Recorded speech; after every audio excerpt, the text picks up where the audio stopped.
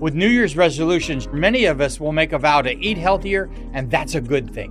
But what about our beloved pets and their nutrition? Greetings, Naturopathic Dr. Dennis Black here, and I'm on a mission to provide better nutrition for cats and dogs because truthfully, all pet food is dead food, which is why we created Rough Greens and Meow Greens in the first place.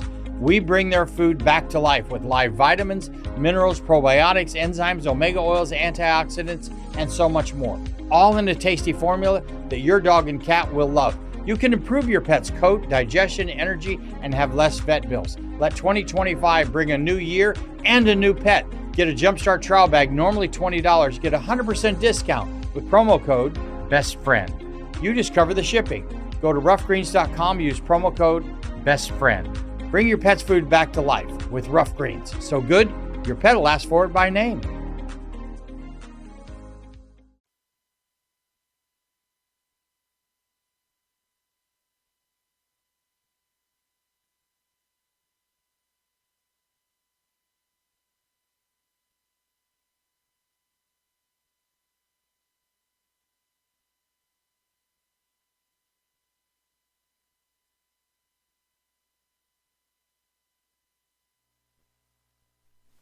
In a world where insanity reigns supreme and safety pin manufacturers are running out of metal for the diapers of the leftists, it's comforting to know an ancient, fat, long-haired, bearded reprobate has your mind in mind. Ladies and gentlemen, boys and girls, children of all ages, broadcasting behind enemy lines in occupied California, and despite every attempt by the SHR Media Network to revoke his shameless contract, we return to the bloviating Zeppelin's Berserk Bobcat Saloon. I have come here to chew bubble gum and kick ass, and I'm all out of bubble.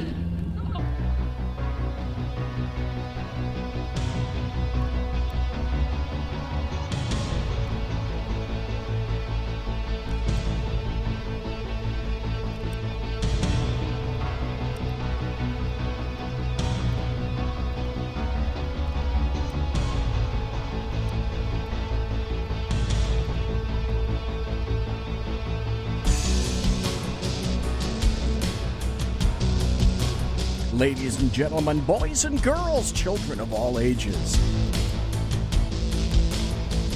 Welcome to the bloviating Zeppelin's Berserk Bobcat Saloon radio show, live and direct from the sumptuous and palatial SHR Media studios. Look all around you. This is the epitome of sumptuosity and palatialness. Can't you tell? You got a belly up to the bar. We've kept your seat, and it's great to see you back tonight. Dink is going to be your bartender tonight. By the way, today is Tuesday, May 7th, the year of our Lord 2019. Dink is going to be your bartender tonight. He pours with the best of them, and the lava lamp is in fact lighted. To my left, your right over here, and it's on. And it's been on for a while. What that means is that you can listen and chat at shrmedia.com. We got 4 people in the chat room already, so come one, come all. We've got the Alaskan, we got Mike, we got Mary Brockman in chat.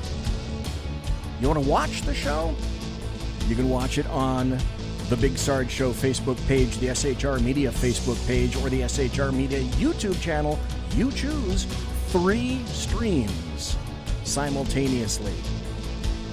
And I gotta tell you, we don't water our drinks just like we don't water our conversation, politics, religion, crime, culture, economics, race, sex, science, law. We talk about it all right here at the saloon. Nothing is sacred. The speech is free, but the booze is not. All that we ask is that you flush the toilet, jiggle the handle, and don't forget to tip your waitress. Tonight, an experiment of sorts. Now, BZ is going to conduct his standard show, and I tried to arrange a spectacular guest for you tonight. I'm not going to say who it was, because they kind of left me high and dry. Subject to renegotiation. Let's just say that, because bridges are not meant for burning. And this person may or may not be listening, probably not listening, and I really would like to have them on the show.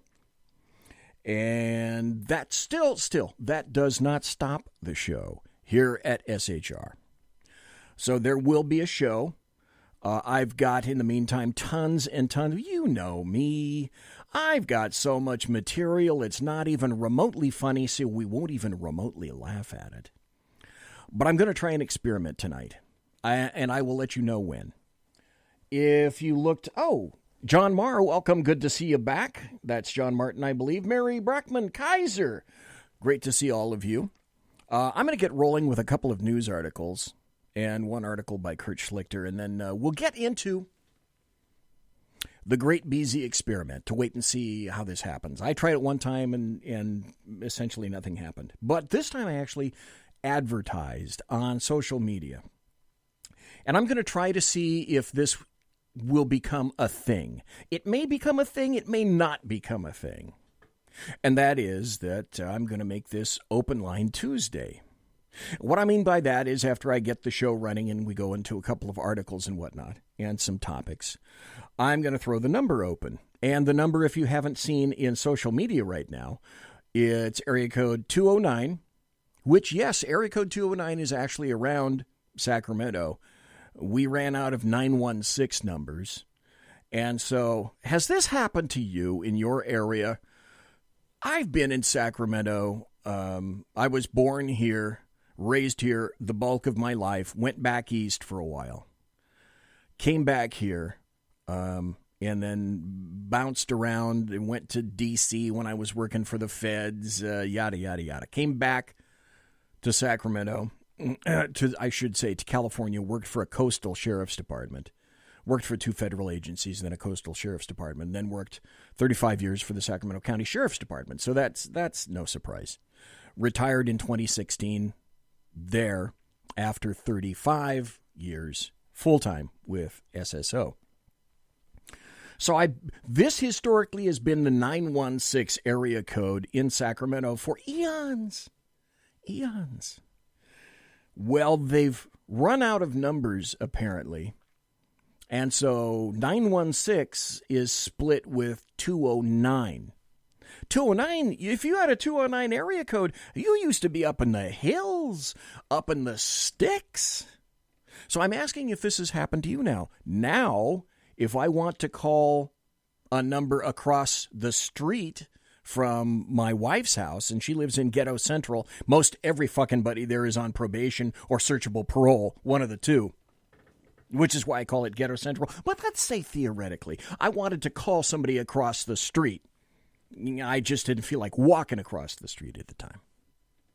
I'd have to dial a 1-916 and then 551 felon to get that guy across the street, who customarily plays his thump trucks and thump music loud from the inside of his house. So I have to dial a 1 and the area code to dial the doobie-smoking son of a bitch across the street from me. It used to be that I could go 551 felon and laugh at him. No, now I have to dial a 1 and a 916 to get 551 felon.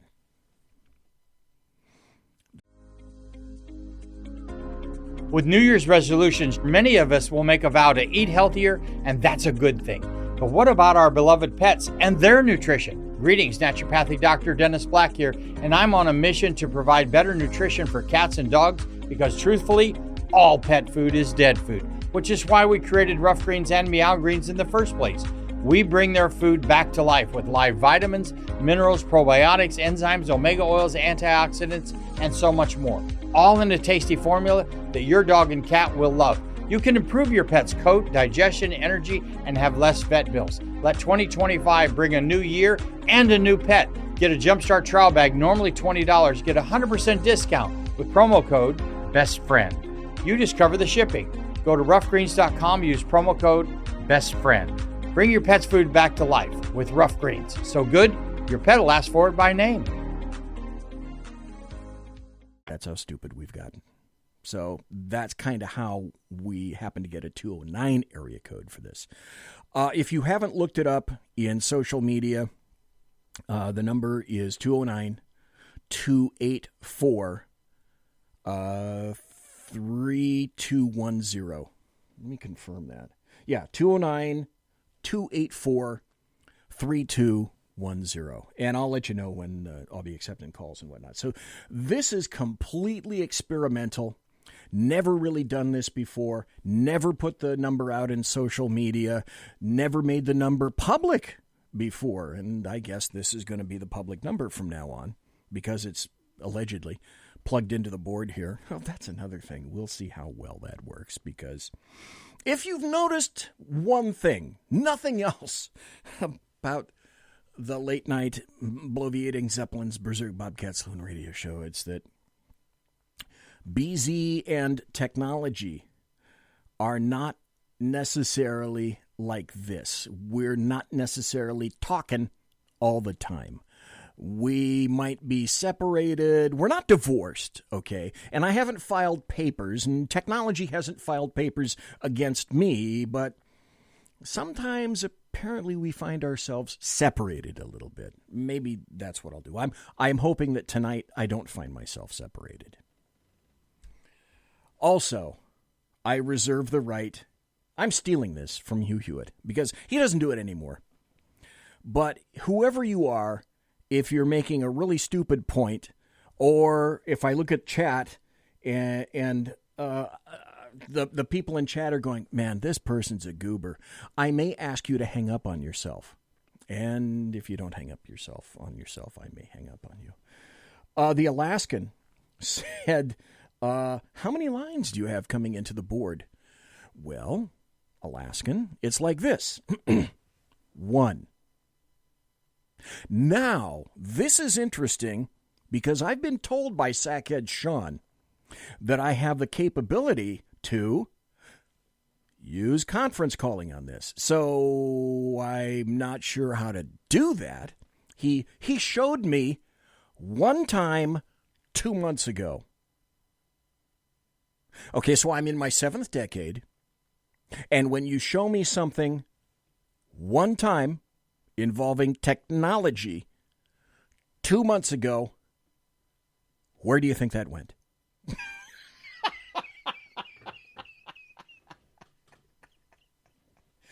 Yeah. Anyway, thanks to Mike, thanks to Mary, thanks to John, thanks to Alaskan, thanks to Kaiser. Now, I have had Kurt Schlichter on the show 3 times before. The last time I had Kurt Schlichter on the show, a little bit less than a month ago, it was April. I wasn't expecting much, and I wasn't expecting my technology to work because the second time he was on the show, the technology was terrible, or he had a cell phone that was terrible. The third time I spoke to him, that was basically the best interview I have ever had with Kurt Schlichter, because don't tell him, but here's what I try to do. He says things on my show that he doesn't say on anyone else's show, because after all, this is a late night show. And last time, if you want to find out, you can go to Spreaker, Spreaker.com, and put in Berserk Bobcat Saloon Radio Show. And once you get all those shows, you can put in Kurt Schlichter, and then or you can, in your favorite search engine, you go Kurt Schlichter, Berserk Bobcat Saloon Radio Show, and you can listen to the last one. It was a great damn show, and that's why I continue to read Kurt Schlichter stories. Here's another one, and this is great. This just came out yesterday. He writes 2 articles a week at townhall.com. And I highly recommend you read townhall.com, but specifically, they come out Monday morning and I believe Thursday morning at townhall.com. 2 articles a week from Kurt Schlichter. And this one is grand. This is called Our Lying Garbage Media is Lying Garbage, but you knew that. Dunking on the mainstream media is as easy as tripping a fat kid in a cast. Except we would probably feel sorry for the fat kid in a cast who we tripped and sent slamming into the pavement pie hole first. Unless the fat kid in the cast was a mainstream media journalist, who, by the way, BZ calls the American media maggots. In which case it would be totally hilarious. They hate you, so feel free to hate them back. The MSM was not infuriated with Donald Trump when he called these hack transcriptionists for the liberal state the enemy of the people because he was lying. The MSM was infuriated with Donald Trump because he was telling the truth. They know that they hate you. They know that they eagerly embrace their role as the high-pitched mouthpiece for the coastal elite. They just don't want you to know it. But we do know it. We are woke. Now we just need to get the rest of the potentially militant normals out there woke too. Once we do that, we can see about finishing the toppling of our corrupt and incompetent ruling class, a job we started when we elected the Donald. Destroying our garbage mainstream media is a key component of that laudable objective. The mainstream media is our enemy. That's undeniable. To deny it is to deny what we see and hear with our own eyes and ears every day. Don't be the media is garbage denier. It would be like denying climate change if climate change was a real thing instead of a media-driven scam designed to take your money and freedom. Worse, the mainstream media is an enemy that considers you unworthy of the courtesy of not lying to your face about obvious things. Liberal journalists have such contempt for us that they won't even make the effort to gaslight us properly anymore. Maybe it's because liberal journalists think that you're dumb. Maybe liberal journalists are themselves dumb, or maybe, probably, it's some combination of the two, but they are no longer even showing you the respect of trying to pretend that they are not lying to you. For example, look at the whole Russia, Trump, treason, collusion, emoluments thing. The last week was dedicated to trying to crucify William Barr for a couple of months ago. Stop. Just for a second. Want to let you know that I'm going to have an SHR special report this Thursday about William Barr and what he portends. Because tomorrow, allegedly, this is an aside, as you can tell. Tomorrow, allegedly, Jerry the Hutt Nadler is going to come out with a contempt citation for William Barr for failing to appear so that he can be crucified by lesser beings and not by the people in the Senate or the Congress. He wants staffers to quiz him, and basically Barr said, no, that's not happening. And they also want him to produce the Mueller report. With New Year's resolutions, many of us will make a vow to eat healthier, and that's a good thing. But what about our beloved pets and their nutrition? Greetings, Naturopathic Dr. Dennis Black here, and I'm on a mission to provide better nutrition for cats and dogs because, truthfully, all pet food is dead food, which is why we created Rough Greens and Meow Greens in the first place. We bring their food back to life with live vitamins, minerals, probiotics, enzymes, omega oils, antioxidants, and so much more. All in a tasty formula that your dog and cat will love. You can improve your pet's coat, digestion, energy, and have less vet bills. Let 2025 bring a new year and a new pet. Get a Jumpstart trial bag, normally $20. Get a 100% discount with promo code BESTFRIEND. You just cover the shipping. Go to roughgreens.com, use promo code BESTFRIEND. Bring your pet's food back to life with Rough Greens. So good, your pet will ask for it by name. Well, stop right there. We're talking about a Kurt Schlichter article about the American media maggots who lie to you every day. What they are not telling you what they're not telling, I should tell you, is this. The Mueller report, unredacted, is available in a SCIF somewhere in D.C. All the Democrats have to do is walk their lazy asses over to it, open the door, walk in, sign in, because you can't take it out of there. You can read it. You can't take a photograph of it. You can't make a copy of it, but you can read it and see its contents. So the line that the Mueller report is unavailable, the unredacted copy is unavailable, is unmitigated bullshit. Furthermore, I should care to point out that the Democrats have told the rest of the Democrat fleet, the Democrat leadership, air quotes, has told the rest of the fleet, you're not going over there. So it's a matter of, I know, we'll cut off our nose to spite our face, and we know that the American media maggots will cover for us because have you heard that they have the ability to use a little shoe leather and go and look at a copy of the report themselves? No, you haven't heard that. No, what they want is the report unredacted, gift-wrapped, and stroked, and snuggled, and taken by Barr and transported by him into Senate chambers or congressional chambers. And that's not his job. He's made it available. So when you hear anyone in the American media maggots tell you that Barr's refusing to show them, you know that it's crap. Hashtag just saying.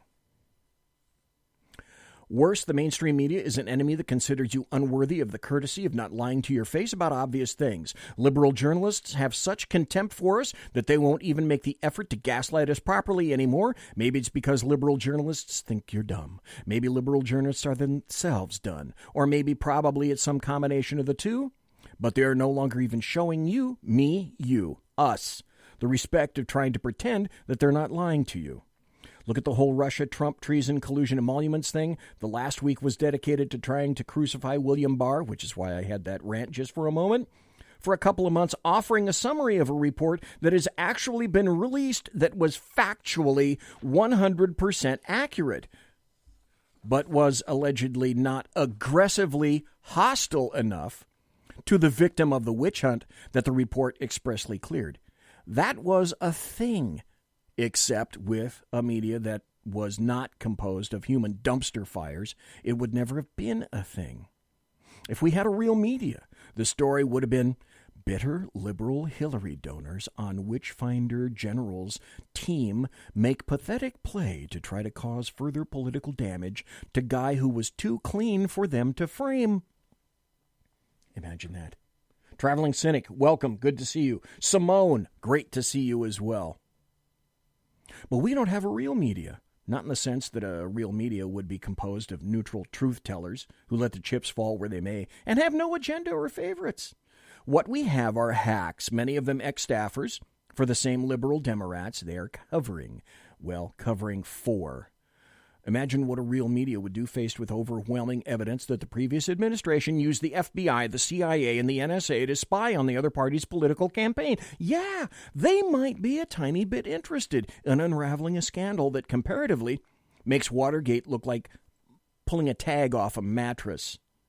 But no, not only are they actively not curious about this almost unbelievable outrage, but they are actively attempting to cover it up on behalf of their liberal masters. How dare you call covert surveillance of an opponent designed to secretly obtain confidential information spying? They fume. They're lapdogs of the liberal elite, and everything they write is designed to promote an agenda designed to disarm you, impoverish you, and silence you. Kurt Schlichter writes, here's the Kurt test. Name one liberal media objective that, if implemented, would allow you to earn and keep more money and/or would make you freer. Go on. Try. Stop. I've been saying that for quite some time. I said it on the show probably 2 weeks ago. Name me one thing that the Democrats have done that increased your freedoms or liberties and removed or reduced regulations that made you a freer individual. Name one.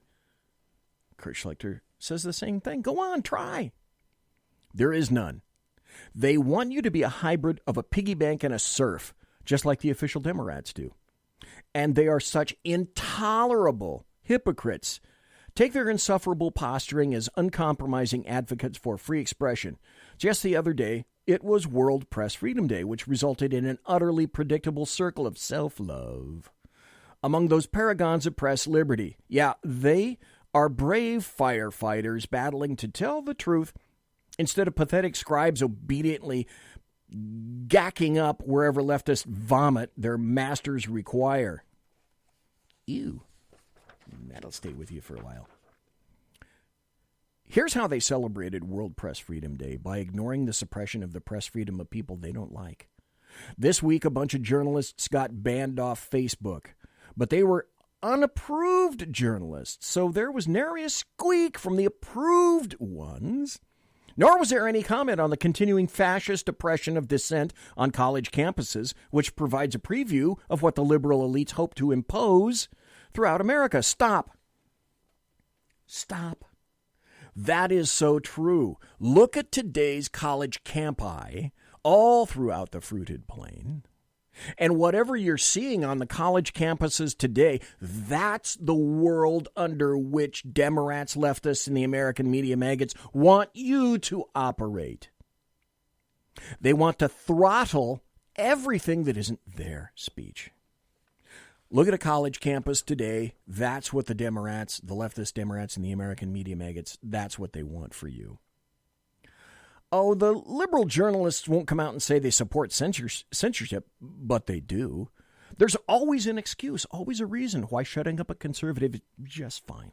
Oh, so-and-so is an extremist. He's uttering hate speech. He's dangerous. Why, gagging him is cool because Face Twittergram is a private company. Their lame excuses for censorship may change, but in the end, every time, you'll find the final conclusion of our glorious mainstream media guardians of free speech is that prohibiting the conservative opponents of their masters' free speech is A-OK. The mainstream media was a lying garbage institution that considers truth to be an obstacle to its agenda. Join me, Kurt Schlichter writes, in making a personal commitment to cause the media harm in any lawful way possible. Never spend a dime on the mainstream media. Given the choice between gouging out my eyeballs and watching the broadcast network CNN or MSNBC, I'd go for the gouging. I haven't paid for a newspaper since Elizabeth Warren was a papoose. Okay, that's why I like Kurt Schlichter. Highlight media failures and humiliations to the unwoke on social media and in person. For instance, if you see some poor sap reading the Washington Post, you might ask, did you know that paper called Louis Farrakhan Right Wing? Can you trust anything it says? Stop. Now at home, perhaps some of you are, and I appreciate, let me tell you this. The folks that are listening right now on the Big Sarge page on Facebook, that are listening on Redcon 1, whose name is changing to Big Sarge, or you're watching on the SHR Media YouTube channel or the SHR Media Facebook page, number one, come over to the chat. I want everybody to come on over to the chat over at shrmedia.com. That's the only chat room that I look at. There's 10 people there right now. Come on, flood it. Come on over. You know you want to be in the chat room. I'd love to see you there. So come on over, shrmedia.com. But did you know, folks, that the Washington Post, as Kurt Schlichter writes right here, the Washington Post, and I looked this up, the Washington Post had an article one time that called Louis Farrakhan right wing. And if you watch my social media tweets and Facebook posts, you'll know the 5-letter thing that I frequently write, AYFKM, as in, are you fucking kidding me? No, I'm not. By the way, if you ever read that, that's what it stands for. Never talk to a mainstream media reporter unless it helps you achieve one of your goals. I've been a source for several and cut them off when they stopped providing me value. I find that very interesting from Kurt Schlichter. Also, they get really fussy when you tell them, oh, I have some really juicy info on that, but I'm not going to tell you because you suck. Feel free to prank the mainstream media in order to humiliate it publicly and help it lose even more credibility. Most liberal journalists are kind of dumb and easy to fool into writing something stupid. It's hilarious. You owe them nothing, not your attention or your respect. The mainstream media is a garbage institution serving a garbage ruling class. It's your duty to fight the power by tripping it like a fat kid in a cast. I had a real problem trying to write about the media in my action-packed and occasionally hilarious novels about the United States split into red and blue, People's Republic, Indian Country, and Wildfire. Stop. I had Kurt Schlichter on. I pimped his books, and I'm going to pimp his books right now. We got about 2 more minutes before the bottom of the hour break. We're going to cut to the break, and then we're going to open some damn phone lines and see if anybody feels like chatting to me. But anyway, Kurt Schlichter has written some fiction books which envision... And can you tell me, can you sit or listen to me? And American truckers, if you're driving in the truck, don't fall off, don't turn off the road or anything like that when you hear this. But can you absolutely assure me that somewhere down the line there isn't going to be some kind of a push from people who have taken it so long, and the leftists are pushing this of their own accord, where people are going to say, I've had enough of your crap. Splitting the United States? I don't think that's too bad a thing for me. Well, that's what the Kurt Schlichter novels talk about. When various leftists and conservatives have had enough and they let leftists do what they will and they create their own basic government. Read the books. See how I did. The pack of losers at that sad website that replaced what used to be the failed Weekly Standard hailed those books as appalling. So Kurt Schlichter writes, so that's why I know that you're going to love him. Well, I love him too, and I don't mind pimping his books, and no, I don't get any money for doing it. By the way, let me make this statement as well. If you go to my website, which has been up to since 2004, you're not going to see any ads on my website. I don't take ads. I've been asked to have ads on my website, and I refuse. There's another thing. We take ads here, but we're very careful in what we take. And essentially, we've only taken one, and that's because we believe in it. And did we profit? Actually, no, we didn't. So, these shows, are they monetized? Is there a paywall or a firewall to listen to the show or watch the show? No, there isn't, and there will never be. Because I'm retired. And if there's something that I respect is when I get your time, when I'm looking at chat and I've got when I've got over 10 people in the chat room right now, and it's late ass at night, it's 8:30 p.m. right now on the left coast, and that means it's 11:30 p.m. on the east coast, and I have anybody listening to me at all? Much less listening to me in podcasts. That's where I get a lot of my listeners. I have to tell you, I am a graced son of a bitch right here. I am grateful that anyone and everyone is listening to me, or that you choose to listen to me at all, because life is assailing you from all fronts all the time. So if there's somebody that's grateful that you're here, oh my God, is it ever me? Because you could be doing so many other things, and that you're here, I say thank you, and God bless you. And we're going to do something that I've never done before when we come back from the break. You're listening to me. It is I, the Bloviating Zeppelin, on BZ's Berserk Bobcat Saloon radio show, live and direct, where I am broadcasting behind enemy lines in occupied California. Conservative media done right. You're listening to the SHR Media Network. Hey, this is Michael Wright. And I'm Shannon Wright. Join us for The Right Way with Shannon and Mike, Monday through Thursday from 7 to 9 a.m. right here on SHR Media. Why are they joining us? For fun things like sports, politics. Oh, maybe some news and entertainment? And all kinds of other things. Money and recipes and events, all kinds of stuff. Yeah, so join us Monday through Thursday, 7 to 9 a.m. here on SHRmedia.com.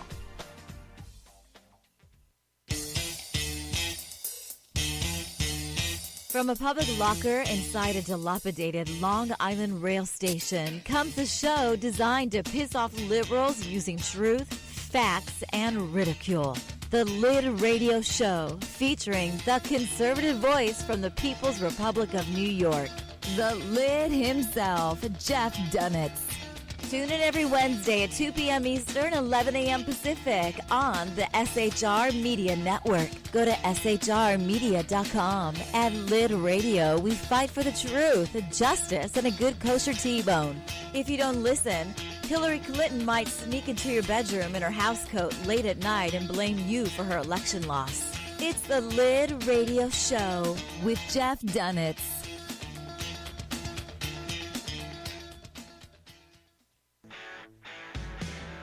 Hey girls, Carry Girl Gear is here. More and more women every day are concealed carrying, participating in competitive shooting, and getting firearms training. It's not a boys' club anymore, and we don't have to shop in their stores anymore either. Finally, a cool and unique clothing line just for women. Dope tees and hats for the patriotic concealed carry and 2A girl. So what are you waiting for? Go check out carrygirlgear.com today. It's your business diva here, Melanie Collette. I am inviting you to a front row seat as I discuss some of the most intriguing details of wealth and finance with today's movers and shakers in the world of business. Listen in and discover financial truths on a global, domestic, and household scale. Uncover topics that will impact your wallet today and in the future. Money Talk with Melanie airs Monday through Friday, 5 p.m. East, 2 p.m. West, right here on SHR Media and High Plains Pundit Talk Radio. You can't afford to miss it.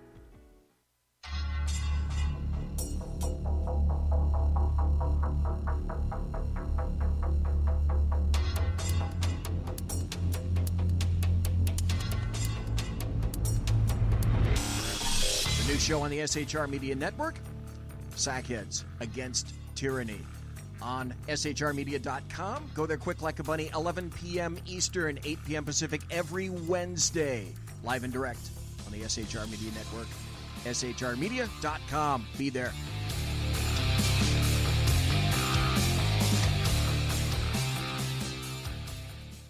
For 50 years, I've seen the American people blinded by corrupt politicians, a lapdog media, and deceptive Islam. The one thing the elites fear is one man with a cane. I'm Dave Milner. Join me through Spreaker, iTunes, and SoundCloud, through SHR Media and the Western Free Radio Network, for half a century of experienced perspective on political and social issues, weekly on The Unpleasant Blind Guy. And catch me on Jeff Mitchell's EDL Radio on blogtalkradio.com. There's no surrender, ever. Because truth is not always pleasant. Broadcasting behind enemy lines in occupied California, a mere 2 miles from the state capital, the bloviating Zeppelin's Berserk Bobcat Saloon radio show can be heard every Tuesday and Thursday night at 8 p.m. Pacific and 11 p.m. Eastern, only on the SHR Media Network. Go to shrmedia.com to listen. You can also watch on the SHR Media Facebook page and the SHR Media YouTube channel. No goldfish were abused in the making of this ad. Conservative media done right.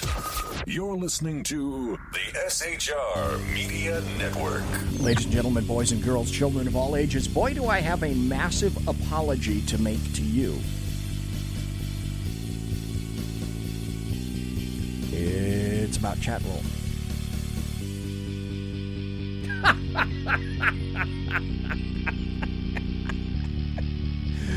John Marr just said in chat. Okay, let me tell you what the issue is first, and then I'll get to what John Marr said. Okay, specifically, I bought a different type of chat roll because the SHR chat roll was such that we could only have 9 or 10 people in chat. So I told Sackhead Sean a couple of months ago, 3 or 4 or 5 months ago, I said, hey, whatever it is that chat roll wants to open it up to 100 people in chat, let's go ahead and do that. And so I was paying chat roll to give us the 100 chat open version, which apparently has somehow tanked. So there I was telling everybody, hey, come into chat at shrmedia.com. So I'm looking at it right there. And on my admin board, it says down at the bottom, it says 9 online full. What? Wait, no. I paid for 100 people to come into the chat room, and now chat roll is telling me, BZ, no, that's not going to happen. There's 10 people totally in chat. So I apologize. I'm going to have to go find out what screwed up, and I feel like such a moron from saying, hey, come into chat room, SHRmedia.com. And there's 10 people in the chat room, and then it's full. So I apologize. What a major moron that makes me, yeah. The Alaskan says, Simone says, okay, quit saving seats for people, let more people in. And then Traveling Cynic says, I fit right in with you as a 2XL. Well, I am not a 2XL. Traveling Cynic, thanks for thinking that. And Alaskan says, if 9 people fill up the saloon, then you're not going to be in business long. Yeah, you're right, which is why I am very concerned. And Simone says, BZ, open your chat room. The fire marshal won't care until you get 50 people in here. Actually, I should, according to what chat roll told me, I should be able to get 100 people in here. Right? And Traveling Cynic says, yeah, chat roll says, up yours, baby. Okay. Have I got some more stuff for you? I can do a couple of things. You know, let me start this way, because I've got another couple of articles that I'd like to show you, or I'd like to read for you. This one is from Peggy Noonan, who is known as a journalista in Washington, and she leans mostly left. Occasionally, she'll squeak over to the middle, not with any great frequency, mind you. And I want to read you this article and then get your opinion. She wrote how Trump lost half of Washington. He may have done that. And then this is another one from Michael Knowles, who wrote, Trump did obstruct. He obstructed the Democrat attempt to overturn the 2016 election with a coup. And then there's another one. I don't think I'm going to get to this tonight because this is really long. It's by David Friedlander.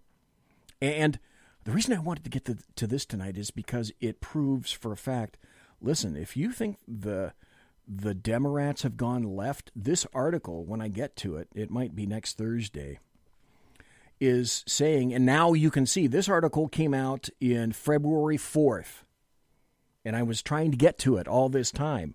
Since February 4th, I've seen this article come to fruition.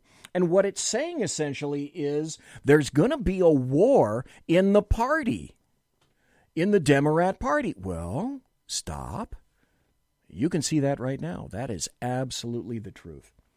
But while we do this, I thought, let's, I told you that I was going to do this.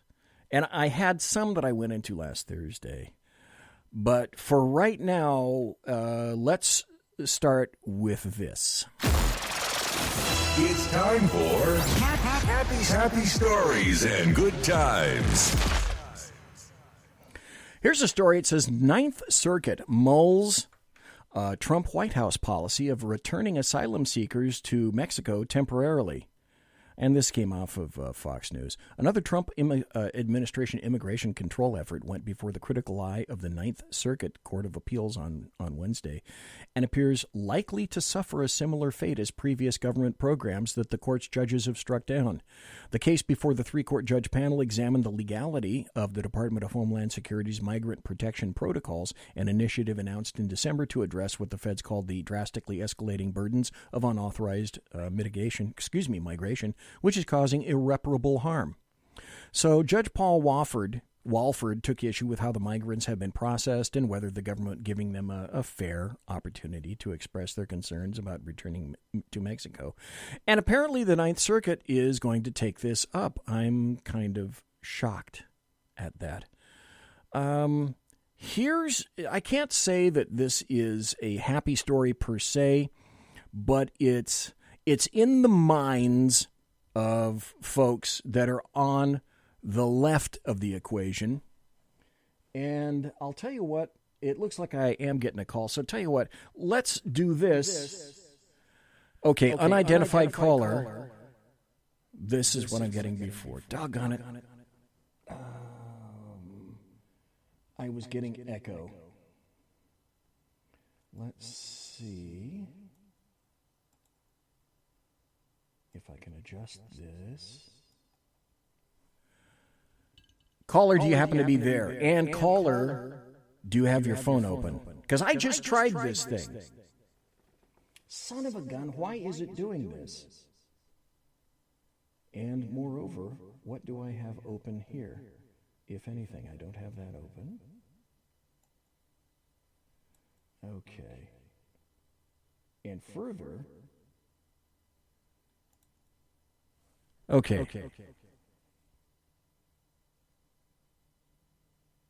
Caller, why can't I hear you? Mr. Bartender. Okay, this is sad. This is maddening. Hello? I hear you, but I hear an echo. Do I have the Berserk Bobcat? Yes, you do. Kaiser said this I might... cannot hear you. You cannot hear me. If you can hear me, I cannot hear you. Okay. This is maddening. This is the same thing that happened last time. I had... okay, let me hang up. Okay, the call is ended. It's that pot. It's the PC USB. Okay. Okay, tell you what. One more caller. Give me a call. Otherwise, I'm going to have to go straight to what I was going to do. Because I thought I had this fixed. I had Sackhead Sean here in the studio who gave me a call. And everything was working fine. I had it running through this channel. Heavy sigh. Yeah, John says it looks like it's calling from a shower phone. It's in full echo. Yeah, I'm so unhappy when this happens. Okay, let's try another one just for the hell of it. How about now? Hello? God dang it. Okay, I still don't know what is going on in this thing. Okay. We got some echoing in the program. I know, it's terrible. Okay. Son of a gun, I'm not going to be able to do this tonight. I'm going to have Sackhead Sean try to figure this out again.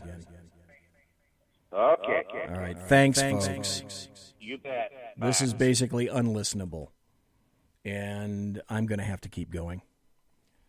This is ever so maddening because I had it all set up. I went through the telephone system. Tell you what, let me ask you this, folks. Let me give it one more try. For anybody that's on Facebook, I'm on Facebook. If you're on Facebook, and by the way, you can find me on Facebook at Biff, B-I-F-F, Zeppa, Z-E-P-P-E. Or you can find me on Facebook at Bloviating Zeppelin. Either one. If you're on Facebook, hit me with a Facebook call because this number, the 209 area code, that ain't working. And I thought we had this all solved, and apparently we don't. And because of that, I mean, I can try some other numbers here. Let me try this one.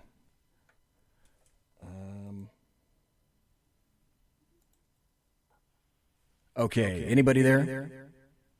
Yeah, you're echoing, but this is Kaiser, but I'm wearing headphones with him into my phone. Okay. And so there should be no echo. If people are saying there's echo, then that's on your end. I think it is, though, brother. Well, I was afraid of that. Okay, Yeah. we're going to have to figure this out. Okay, thanks, no Kaiser. problem, brother. Okay. Like I say, folks, if you are on Facebook and you can hit me with a Facebook call, go ahead. Yeah, it's still unlistenable. Thank God John Martin says it's still entertaining, though. I appreciate it. Thank you very much. So if you're on Facebook, you can go ahead and hit me with a Facebook call. And I still have a ton of stories for tonight. Let me ask you this, and see if you agree with this. This is by a guy named Ed Kilgore. It's from NewYorkMag.com. Oh, okay. Here we go. Here's a Facebook call. It looks like... BZ, this is Kaiser. How do you do, sir? This any better? Yeah. This any better, brother? Yeah. Cool. It's because you're going it must through... just be your phone line. You're going through an entirely different input. You're going through an entirely different slider. It's not the one. Yeah, Mike just sent me something through Messenger and said I just missed a call from you. Mike, if you're on Facebook and you want to call after Kaiser gets through, yeah, you are more than welcome to, because it's quite apparent the 209 number is not going to work tonight. Anyway, thanks for that. I still have to pin down, and it's so frustrating because I just had Sean, who was here, and then he left, go into the room around the corner, call me on this number on his phone, and it worked fine. Now we get an outside call, an outside number from not around here at all, and I get this terrible echo. Heavy sigh. Well, it could very well be that you didn't have YouTube and Facebook open at the same time also, so it could be within that whole the mixer. But my thoughts are, look, your thoughts on what they're trying to do to Barr, I believe they're half right. The full intention, I think, of the Democrats is, releasing unredacted stuff. You and I have both been to SCIFs and had to read things that were very sensitive. That's all I'll say, probably in our lifetime. That would be correct. And, yeah. And the thing about it is, if he takes it in there, first thing the Democrats will do is leak it. Once they leak it. Yes, because that's why he's taking it. Yes. Here's where I go. That's why Barr doesn't want to bring it into the Senate or the Congress, is because when a copy gets into the hands of anybody else, slightly redacted or not, Kaiser is absolutely right. They will leak the shit out of that document. Correct. It's the only things that are being held back are grand jury testimony of people that have not even been brought to trial. Nothing's happened with it, and that is freedom. FOIA doesn't even get that. If you FOIA somebody, you're not going to get all that information. No, you still get redactions. Yeah, you're going to get redactions out the wazoo. But he would have a complete SCIF clean copy that, unless the president declassified, even if the president declassifies it, he's now done something against the courts. And then he can be disbarred. He can be impeached easily and kicked out. And then you also have grounds, if the president unredacted it, that you would have impeachment on a president. It's a complete trap. And he should not go. He doesn't have to go. There was an article, I think I shared it with you. Why can't I? He's got a real odd name, but he released, he wrote a letter to DOJ and to the president saying, look, under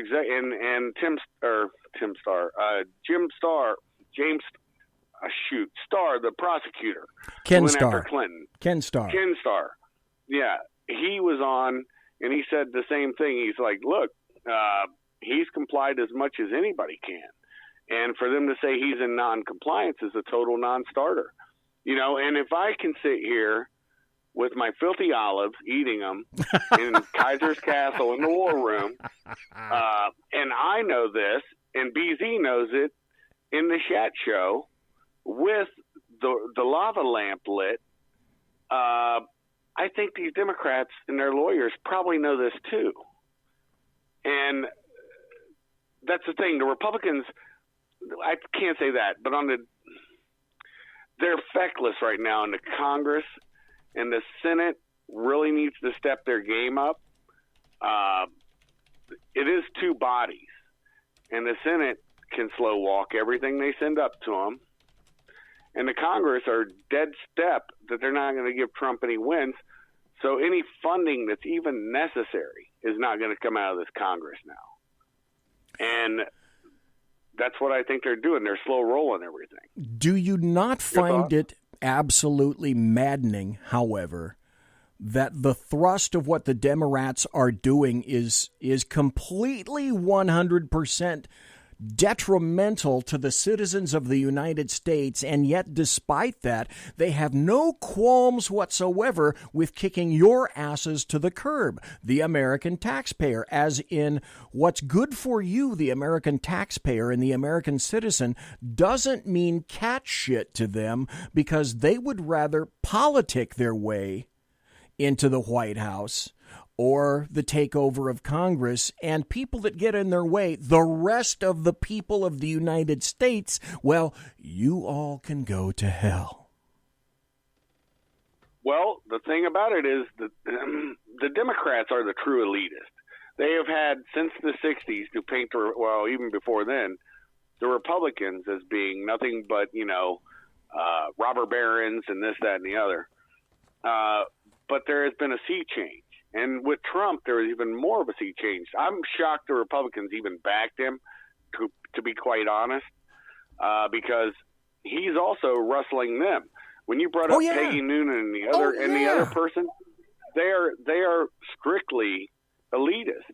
And here's the thing: you or I commit a crime. Do you not think that they would go to the nth degree, spend the most amount of money to prove it, even if it's not a crime? They would say that it's a crime somehow if they wanted us. And yet you have Hillary Clinton, complete pass, Eric Holder for Gunwalker, for Fast and Furious, and all the other programs. Look, this didn't just start under Obama. At least in 2006 when it started, I'm talking Gunwalker now.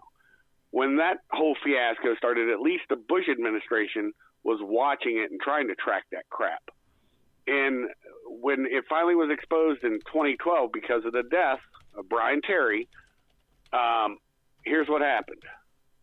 Holder was never held to account. Yes. Same thing for Lois Lerner. Yes. For the IRS, denying 501c3 status to Tea Party activists. And that's what destroyed the Tea Party. So there's not a move they do. Look, I started out basically a Marxist in my youth as a dummy until I saw the Berlin Wall. And I've been a Democrat. The only Democrat I've ever seen worth voting for in my lifetime, and he lived outside my district, so I never even got to vote for him, was James Traficant. And because he railed every day against Bill Clinton, the Democrats threw him under. And he went to prison over a minor ethics violation, having some staffers help him paint his barn. That's ridiculous. Yeah. But that's really how the nexus of that. No, you're absolutely correct. What you said about the IRS just wasn't some kind of specious bong water crap. Specious bong water, doesn't that kind of sounds like a garage band, doesn't it? That does, man. Let's start that band. Specious bong water. Okay, I like that. Court documents showed it. Okay, in a 27-month span, over 300 conservative groups were targeted, and not one of them in the Obama administration under Lois Lerner. Now, she was not the complete director. She was the director of exempt organizations, but not one of those 300 were able to acquire tax-exempt status. Kaiser, can you tell me why? Yeah, the political methodology wasn't what they wanted to have get that tax-exempt status. Yes. I think they threw a couple non-really lefty things in that mix to try to justify it towards the end. But she didn't have to surrender any records.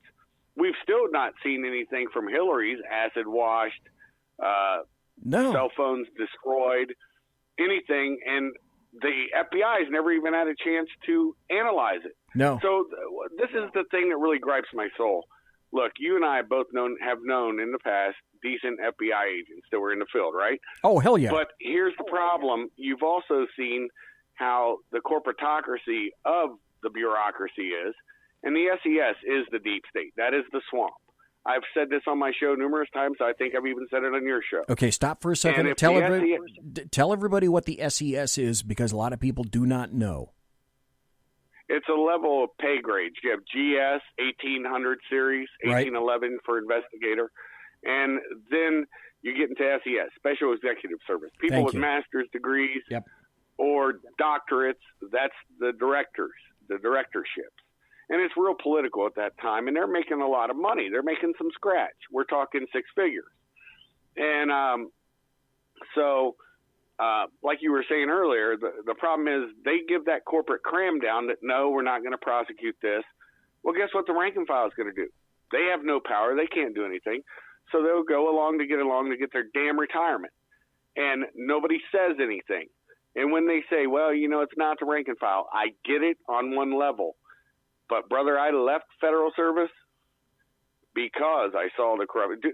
Any man that, anyways, that's my 2 cents. I don't want to go on my rant, but we've talked offline, and I've seen some shady crap.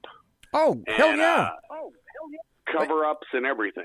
What's the first thing that Lois Lerner did?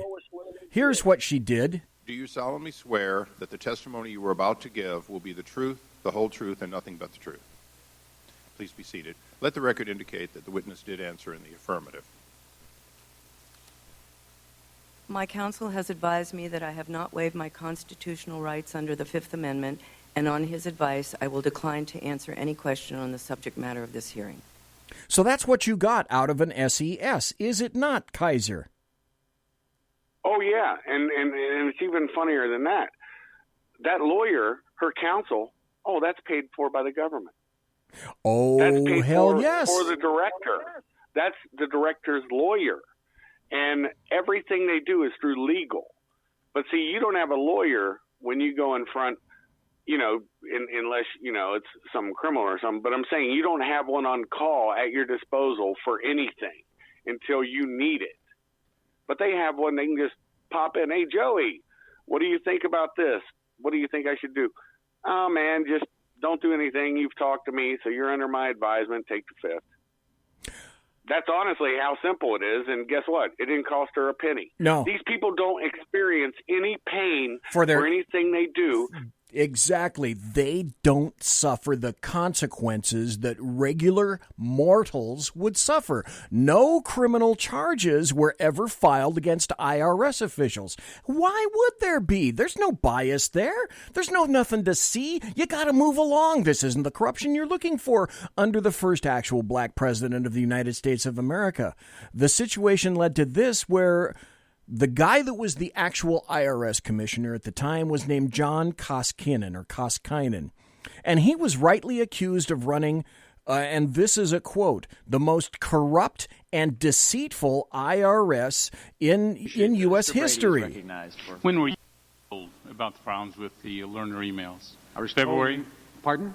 In when February, were you I was told? told that they had discovered there was an issue with her email. In February? In February. Yeah, this is Why Koskinen. did you choose to withhold that information from this congressional investigation? I had no intention of withholding that information. As I've stated, our plan was to investigate and find out what the details were. At that point, we did not know whether there had been a crash that had affected her emails or not. Right. Okay, stop just there for a second. I'm going to have to go to a break. I got about 0 seconds left. Kaiser Schuff, very briefly, in conclusion, and if nobody else calls in, then you can call back. But do you believe this guy? Do you believe John Koskinen had no idea during this era that Lois Lerner was making sure that 501c3 conservative groups were not being approved? No, that's as ridiculous. Look, they worked for Treasury. Even the head of Treasury, its corporate cram down, knew about this. Yes. And that's the other thing. The ATF, when they brought that into DOJ, and this will be my final word, DOJ got dirty because of how dirty the ATF has been. Their series of abuses have come ever since the NFA was first enacted. And the Gunwalker was the culmination. And if you don't think that crap is still going on, folks, wake up. That's my 2 cents, brother. All right. Thanks. I appreciate that, sir. May have you call back. Folks, like I said, if you hit me or you're on Messenger with me on Facebook, on either one of the two areas, the two sites that I've had, hit me on Facebook. Otherwise, I can see right now that this situation isn't working. I think I have. I'm going to hold on to my... Well... No, I got to do this. Okay, we're going to hit a break. Then I'm going to try to explain the systems that you have here. Not that you particularly care. But I'm going to ask you guys in chat and you folks that are listening, if I move to this kind of a system, would you bother to call in? And you're probably thinking to yourself, BZ, what the hell? I don't get what you're saying. Yeah, you will when we come back after this. Conservative media done right. You're listening to the SHR Media Network. Hey, this is Michael Wright. And I'm Shannon Wright. Join us for The Right Way with Shannon and Mike, Monday through Thursday from 7 to 9 a.m. right here on SHR Media. Why are they joining us? For fun things like sports, politics. Oh, maybe some news and entertainment? And all kinds of other things. Money and recipes and events, all kinds of stuff. Yeah, so join us Monday through Thursday, 7 to 9 a.m. here on SHRmedia.com.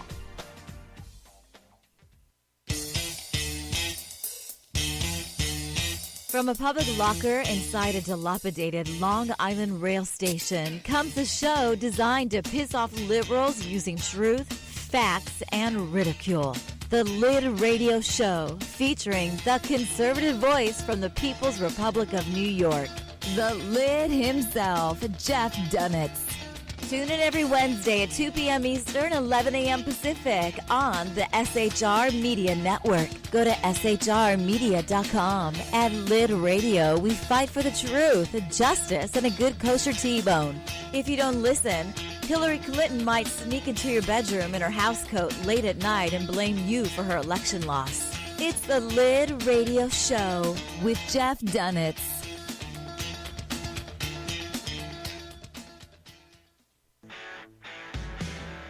Hey girls, Carry Girl Gear is here. More and more women every day are concealed carrying, participating in competitive shooting, and getting firearms training.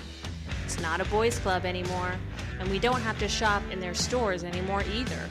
Finally, a cool and unique clothing line just for women. Dope tees and hats for the patriotic concealed carry and 2A girl. So what are you waiting for? Go check out carrygirlgear.com today. It's your business diva here, Melanie Collette. I am inviting you to a front row seat as I discuss some of the most intriguing details of wealth and finance with today's movers and shakers in the world of business. Listen in and discover financial truths on a global, domestic, and household scale. Uncover topics that will impact your wallet today and in the future. Money Talk with Melanie airs Monday through Friday, 5 p.m. East, 2 p.m. West, right here on SHR Media and High Plains Pundit Talk Radio. You can't afford to miss it.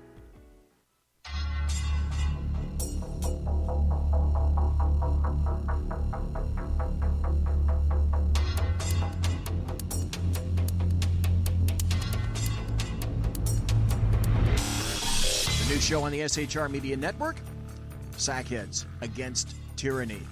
On shrmedia.com. Go there quick like a bunny, 11 p.m. Eastern, 8 p.m. Pacific every Wednesday. Live and direct on the SHR Media Network. shrmedia.com. Be there.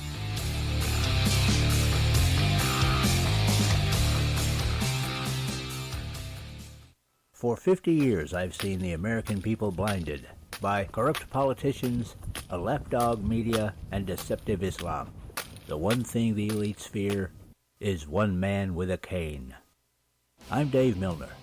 Join me through Spreaker, iTunes, and SoundCloud, through SHR Media and the Western Free Radio Network, for half a century of experienced perspective on political and social issues, weekly on The Unpleasant Blind Guy. And catch me on Jeff Mitchell's EDL Radio on blogtalkradio.com. There's no surrender, ever. Because truth is not always pleasant. Broadcasting behind enemy lines in occupied California, a mere 2 miles from the state capital, the bloviating Zeppelin's Berserk Bobcat Saloon radio show can be heard every Tuesday and Thursday night at 8 p.m. Pacific and 11 p.m. Eastern. Only on the SHR Media Network. Go to shrmedia.com to listen. You can also watch on the SHR Media Facebook page and the SHR Media YouTube channel. No goldfish were abused in the making of this ad. Conservative media done right. You're listening to the SHR Media Network. Ladies and gentlemen, boys and girls, children of all ages, thanks for giving me a chance tonight.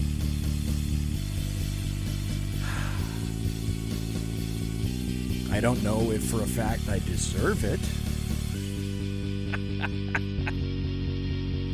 Because I've just been hyping the crap out of a show that is technologically tanking on 2 levels.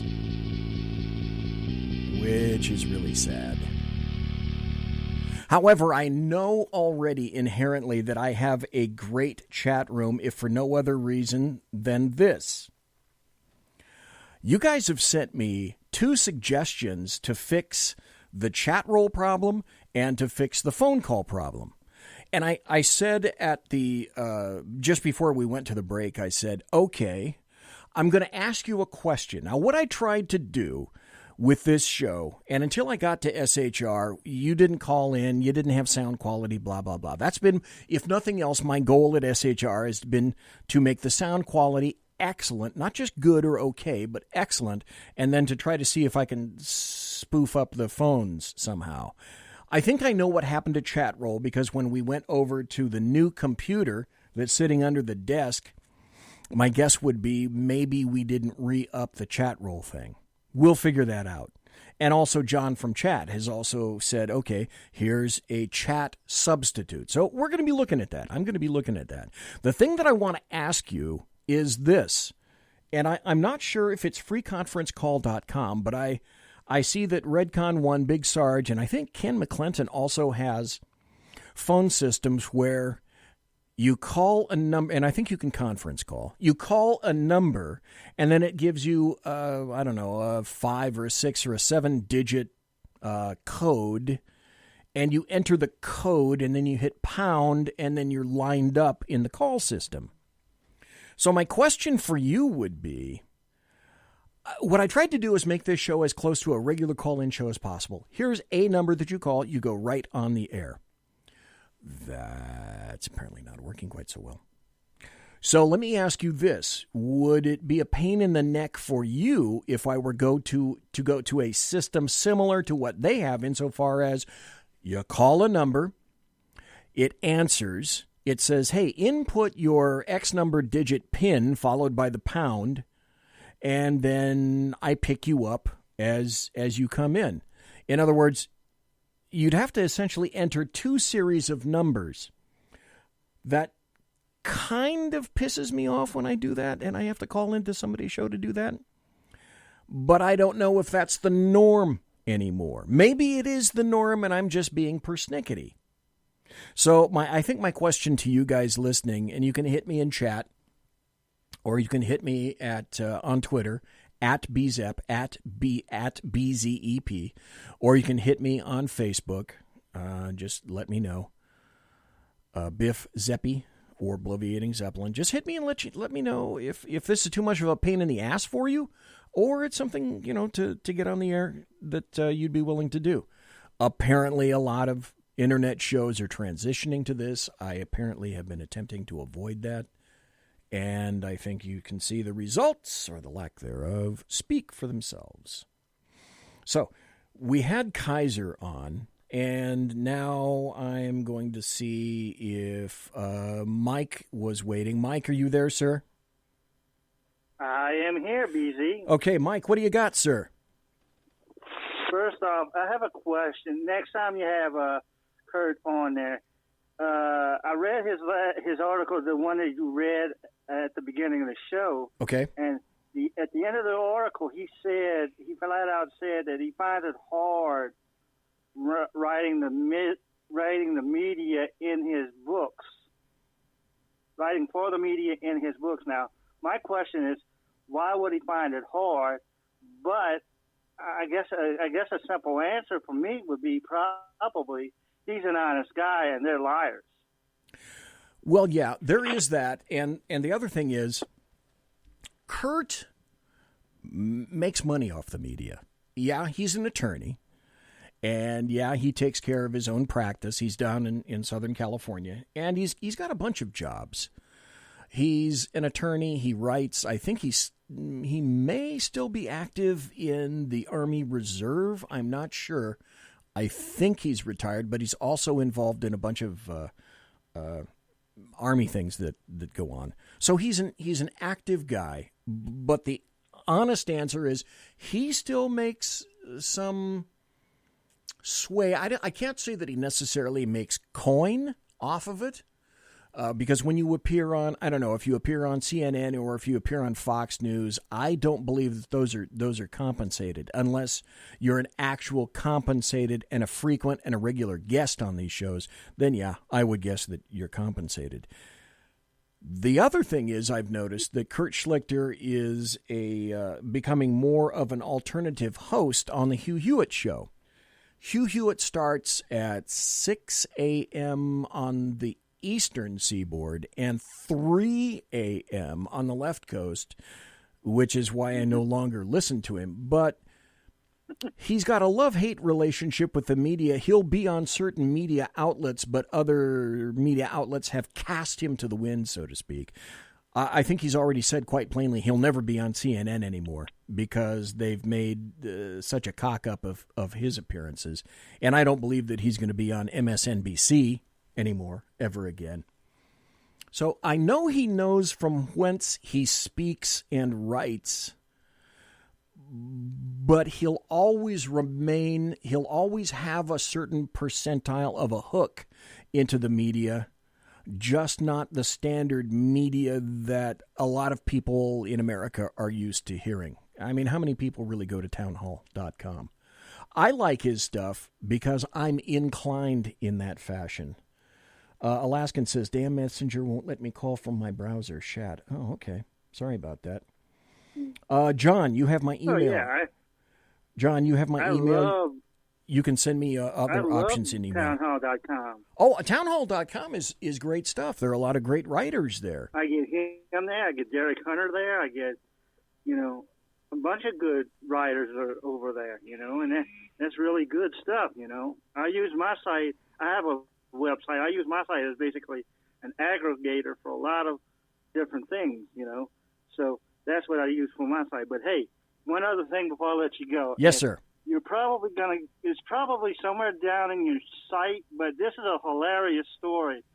Some lady showed up 3 times at Langley at the CIA, and she asked for guess what agent she asked for at the CIA headquarters. The U.S. Postal Service. No, she asked for Agent Penis. No. Yes. Well, I bet she didn't get him, did she? I bet she didn't get him. Well, I heard this on another show, and it was hilarious when that guy said it. And I'm guessing if you do some research, this would be something fun to talk with Clint about tomorrow. If Clint doesn't have a consult tomorrow, if we don't know what that is, right?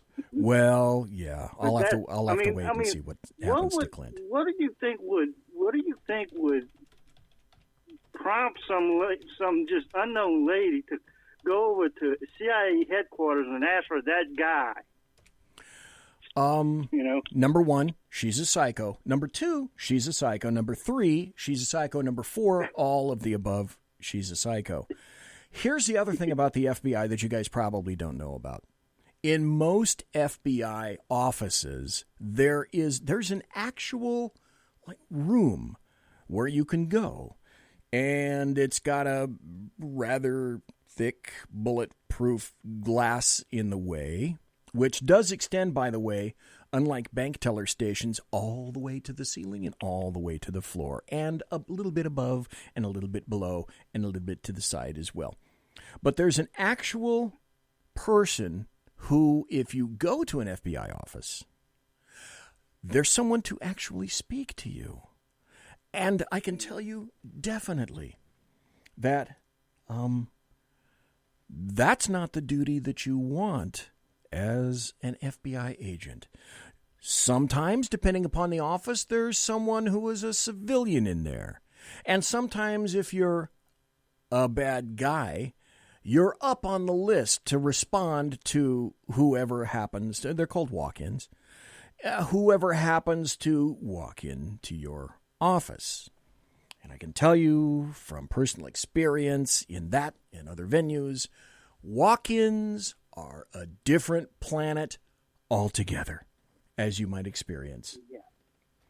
So anyway. Right, and I would probably assume that that's the way it works at the CIA as well. I don't know if they have a walk-in. I don't think it works that way. I think you're not going to probably get in the Dolly Madison gates unless you have a prior appointment, shall we say. I'll just leave it at that. Okay, thanks, Mike, for calling in. Yeah. Okay. Appreciate it, sir. Okay, anybody else who wants to call in Facebook, you are more than welcome. I wish I could tell you how to operate Facebook. You got to be a friend with me, and you have to be on in Messenger, as a matter of fact. I got Sean, who sent me some stuff on Facebook, and he says he's working out, but he's actually talking to me. Maybe he'll get to the show. Let me throw this out for you also, folks, because I'm going to go into an assload of happy stories. I mean an assload of happy stories. And also the article that I promised from Peggy Noonan. But if Sean happens to get here before the show ends, what I'd like is for someone to call in while he's here. He's my tech god. And if he gets here and you guys call, then we can try to figure out what the deal is, because some volume level is up on this board and I haven't been able to locate it or find it. That's basically it. Like I said, gosh, it was so long ago. Let me start all over again, because now, again, I'm going to go to... It's time for happy stories and good times. Now you have to consider the source, folks. This is from NBCnews.com. Jessica Levinson. Supreme Court's census decision could hand control of the Electoral College to Republicans. Now, if you know anything about the Constitution, Alaskan says, I got you on speed dial. Kaiser says, yeah, you can walk into any embassy and talk with the CIA and DIA. Kaiser, Jesus Christ, mister. Yeah, walk in for the FBI. I don't think you're going to get too many walk-ins for the... Kaiser says, he says, imagine me as a walk-in. Okay, Kaiser, I would like to imagine you as a walk-in.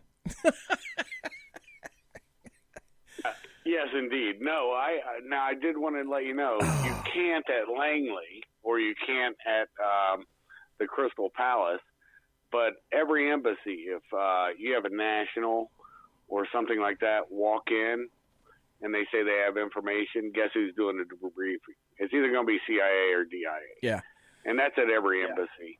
But here in the U.S., you know what I'm talking about, the clown world that you get. You know, UFOs have landed, and they've told me this, that, and the other. Okay, quick story. You know what I'm talking about. Oh, God, do I ever. I got to tell you a quick story. So I'm that guy one day. And so somebody calls me and says, you got to come to the front. You need to see this. Okay, all right. You know, and when you get to that agency and you're the new guy, you got to expect that you're going to get new guy stuff, right? So I got new guy stuff. And beyond the glass was a guy, and we talk about this. We rib about this, and cops rib about this, and I'm sure military folks rib about this, but there in front of me, honest to Christ, was a guy about 6'4", probably weighed 320, 340, huge guy, and all about his head was the most superbly crafted skull plate of aluminum foil that you could possibly imagine. And out of his ear was sticking some kind of a device, and this is back when these were, you really didn't have these kind of devices for cell phones and whatnot, because there really weren't very many cell phones back then. But he had some kind of allegedly appearing to be a communications device sticking out of his head. And now, there you go. Here's your 6'4" monster who probably was a right tackle for the Green Bay Packers at one point, and now he's gone loon because he's wearing a skull cap. But it was beautiful. The artistry in the skull cap with the aluminum foil was something to behold. But now you're going to have to attempt to conduct some kind of a semi-civilized conversation with this guy. So I'm just saying, it happens. This stuff happens. With a whack-a-loon. Yeah. Now, I will give you two funny stories. One was at the border. Okay. That's all I can say on this. But dude's acting really sketchy, right? And so secondary, of course, and I've got to go through his baggage. But a bro's like, no, dude, I'll carry this out. And he goes, dude, I know why he's acting sketchy. So I go in there. I'm like, what? I'm not going to say what it was. I can tell you it goes into a human body and people use it on each other, I guess, whatever. Don't really want to get too graphic on your program, Big Sarge's program. Thanks. But anyways, it's got, you ever see those leather spikes in the 80s people used to wear around their wrist? Oh, yeah, right. Oh, yeah. One of those is wrapped around it. That's all I'll say. And, I mean, it fits snugly. That's all. Snugly. I'm really trying to not be graphic. Thank you. Yeah, Thank you. Snugly around that apparatus. And I start laughing, and I go in, and I'm telling him, look, dude, whatever. Anyway, but the funniest one was, I'm not going to tell you the country on this, but I can tell you it was an extremely large black guy who actually did have good information. That's all I'll say. But when he showed up, around both of his ears, he had perfectly tied, or a loop, and they were tampons hanging off of his ears. And please don't looking at him. Please tell me they were new. Oh yeah, they were. Okay, all right. I don't know about new, but they weren't used for the appropriate manner they're supposed to be used for. Thank you. Man, I'm looking at this cat. But he's talking articulately. He spoke very good English. And so listen to him seriously. And I go up to the guy and he goes, oh yeah, he gives good information. He goes, we'll check on that. And it was actually good information, but to keep a straight face with somebody like that, that's what the civilian populace never get to see. Yeah. They may see Chicken Joe pushing a cart up and down the highway and whatever psychological problems he's got, but they never see the kind of psychological and weirdness that any cop sees. And that's why out of everything, even the people that are corrupt, the stuff that they saw, I kind of get certain things about them, because you never see anybody in a positive light, copping or as an intelligence guy. It doesn't happen. You're not going to see them in a good light. They are at the lowest ebb of their life, usually money, whatever, psychologically. But these are realities. And, just something I wanted to add in, because you hit a subject that I was like, man, I got those two stories that'll make you laugh, and then yours topped mine. I couldn't imagine rolling in, seeing a dude with a perfectly skull. And what was that thing in his ear? Did you guys ever find out? Or no, it was, it turns out that it was nothing more than just an earplug that he bought at what used to be like a Long's or something like that, some kind of pharmacist thing. But he would occasionally ask himself a question and then answer himself as if he's listening to whatever the little earpiece was saying. One of these days, what I'd like to do before Sean leaves is sit down and have like a 2-hour show of cop stories. Because as you might expect, a lot of my cop stories are sufficiently old that the people and the places have changed. But, oh my God, the crazy stuff I could tell you. The crazy shootings that I was involved in, getting shot at, people that I found in your beat, here's an example, because the guy that was in front of the FBI office window just reminded me. Every cop in a district or a beat or a precinct or a given area that he or she has to patrol, every cop has the genetic mutants that they have to deal with, and then there are what I used to call back then the RGMs, which were the recurring genetic mutants that you had to deal with. Because if you saw one, you'd probably see another. And it was just when I was working District 4 for the county, I had about 2 or 3 regular RGMs, regular genetic mutants, recurring genetic mutants. One of them was a guy, and I can say his name now because this was so long ago. My guess would be if you were a cop, and Kaiser, you can probably weigh in and tell me this or not. Did I ever get the little teeny cute chicks who were genetic mutants? No. Did I ever get the RGMs that were like regular normal human beings, like maybe 5'9", 5'10", 150 pounds? No. My RGMs, my recurring genetic mutants, were guys like Jesse Goss, who in District 4, we'd get a call, maybe a call a month of this guy. And he used to live with his mom until she didn't want him to live there. And it was a continuous love-hate relationship with his mom. But was Jesse Goss 5'9"? Was he 5'8" and 140 pounds? Which can be a struggle if somebody like that is on crank or PCP. That can be a struggle in and of itself. Jesse Goss was 6'6" and weighed close to 400 pounds. Now, at the time when I was in District 4, I was in really good shape. Myself and another deputy named Steve Haybecker, we could both bench over 300 pounds. We were kind of the street monsters of the era. But even then, we hated to have to go see Jesse Goss. Because Jesse, it was a bi-directional day with Jesse Goss.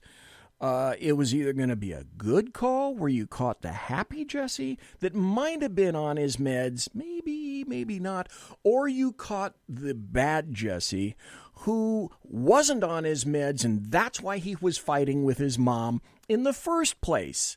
And I can remember having to go round and round with Jesse Goss to try to sweet-talk him out of his house because his mom had called, and get him to go nicely and sit in the back of the car. He barely fit in the back of the car. He'd have to sit sideways. I couldn't cuff his hands behind his back because even with two cuffs, and I used to have two types of peerless cuffed. I had the pivot cuffs and I had the hinged peerless cuffs. And even if I connected two kinds of cuffs together and put him in my back seat, I couldn't put him behind his arms because two cuffs. His shoulders were, he was so huge and his shoulders were all stove up to the point, even two cuffs, I couldn't put him in there. So I had to sweet talk him into sitting in the kind of sideways on the back seat and then cuffing him with two pairs of cuffs in the front because I could barely get my peerless hinged cuffs over his wrist. I'd get maybe a click or maybe two clicks in on a set of peerless cuffs. We only had to fight him one time. And the only saving grace was, at the time, Steve Haybecker maced me every bit as much as he maced Steve Goss. You can tell probably by now that I'm a very light-skinned Caucasoid because I come from like Scottish origins, Scottish-German origins. So that shit happens to work really good on light-skinned white people like me, although luckily Steve Haybecker got enough in Jesse Goss's mouth that we were able to control him, so to speak. Folks, hang on. Hey, Kaiser, hang on if you would. I'm going to go to a break here for a second, and then we're going to be right back. Oh, my God. I've only got a half hour left. Where's the time gone? Conservative media done right. You're listening to the SHR Media Network. Hey, this is Michael Wright. And I'm Shannon Wright. Join us for The Right Way with Shannon and Mike, Monday through Thursday from 7 to 9 a.m. right here on SHR Media. Why are they joining us? For fun things like sports, politics. Oh, maybe some news and entertainment? And all kinds of other things. Money and recipes and events, all kinds of stuff. Yeah, so join us Monday through Thursday, 7 to 9 a.m. here on SHRmedia.com.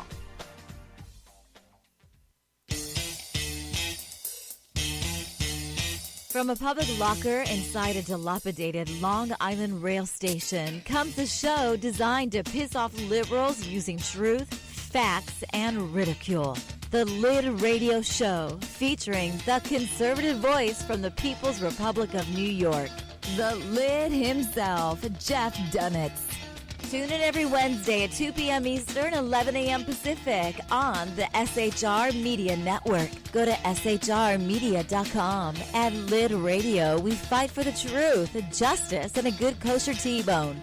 If you don't listen, Hillary Clinton might sneak into your bedroom in her housecoat late at night and blame you for her election loss. It's the Lid Radio Show with Jeff Dunitz.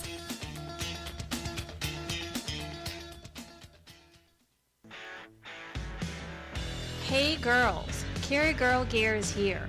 More and more women every day are concealed carrying, participating in competitive shooting, and getting firearms training.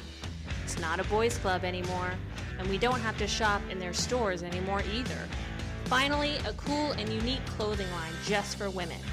Dope tees and hats for the patriotic, concealed carry, and 2A girl. So what are you waiting for? Go check out carrygirlgear.com today.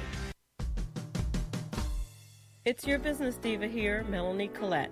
I am inviting you to a front row seat as I discuss some of the most intriguing details of wealth and finance with today's movers and shakers in the world of business.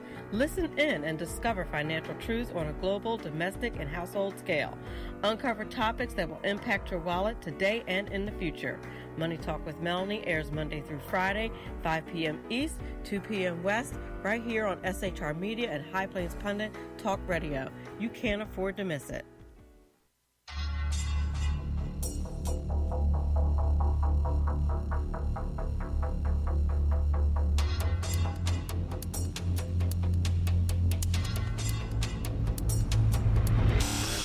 The new show on the SHR Media Network, Sackheads Against Tyranny. On shrmedia.com. Go there quick like a bunny, 11 p.m. Eastern, 8 p.m. Pacific every Wednesday. Live and direct on the SHR Media Network. shrmedia.com. Be there.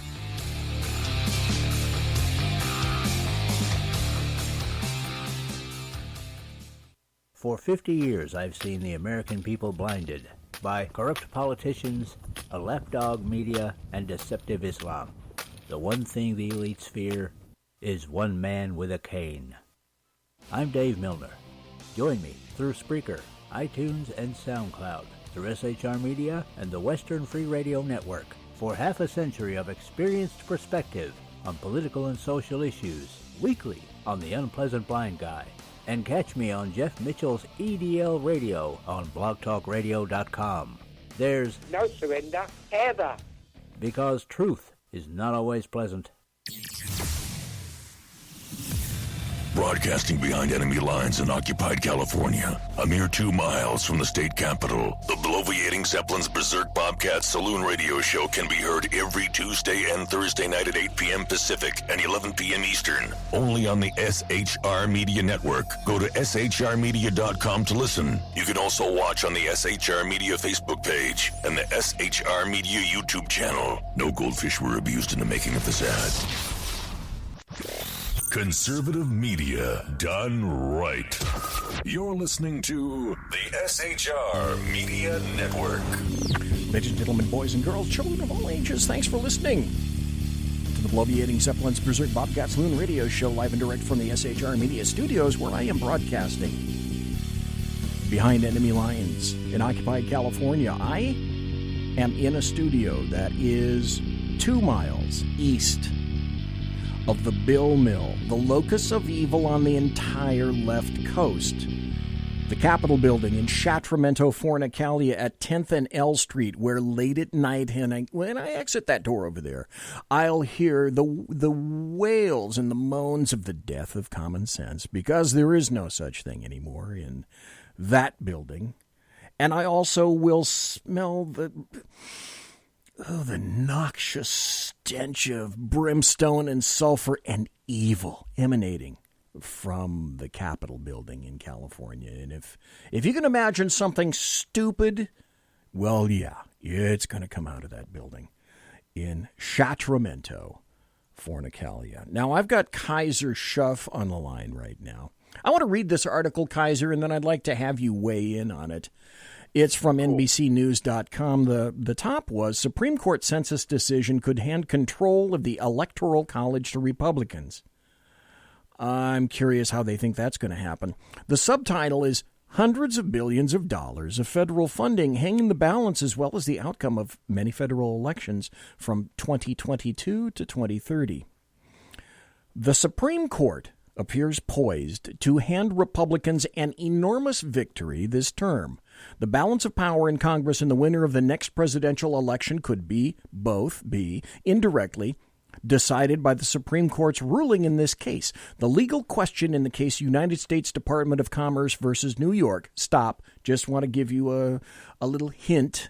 So I'm kind of bigfooting my own show. Next Thursday, good God, I'm going to get his attention, I swear. And he said that he's going to be here. I hope to have constitutional scholar Michael Jones on the show. We've tried 3 times, and 3 times it was a miss. Last Thursday, the reason I didn't get him is because his cell phone died.